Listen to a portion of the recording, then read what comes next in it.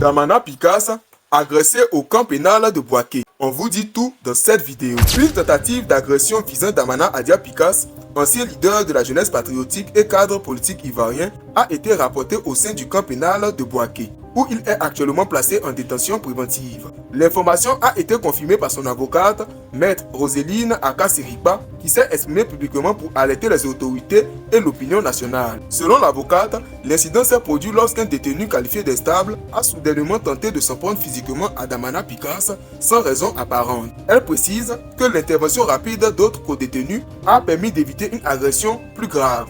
Le seul incident qu'il m'a rapporté concerne la perte de contrôle d'un détenu incontrôlé qui a voulu s'en prendre à lui. Fort heureusement, il y a eu plus de peur que de mal. Les autres co-détenus sont intervenus promptement pour maîtriser l'agresseur. Le personnel pénitentiaire aurait confirmé que l'individu en cause était connu pour son comportement instable et aurait été immobilisé fermement pour éviter toute récidive.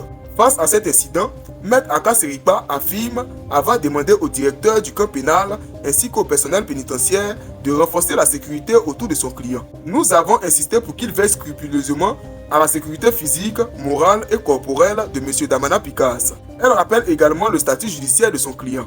Mon client Damana Picasse n'est pas détenu en tant que criminel, mais en tant que présumé innocent, poursuivi pour des faits liés à ses activités politiques. Il ne doit pas être confondu avec les grands criminels incarcérés au camp pénal. Arrêté début novembre 2025 et inculpé notamment pour atteinte à l'ordre public et acte qualifié de terrorisme, Damana Picasse est maintenu en détention préventive dans un établissement abritant de nombreux détenus de droit commun, certains considérés comme dangereux. Pour son avocate, cette situation représente un risque accru, surtout dans un contexte de tension politique. Maître Akasiripa dit faire confiance aux autorités compétentes pour garantir l'intégrité physique de son client, mais insiste sur la nécessité d'une vigilance renforcée. Je pense que les autorités veilleront à ce qu'aucune agression ne vienne encore troubler sa détention. À ce jour, aucun communiqué officiel de l'administration pénitentiaire n'a été publié pour confirmer ou préciser les circonstances de l'incident, mais les propos de l'avocate ont été largement relayés par plusieurs médias nationaux.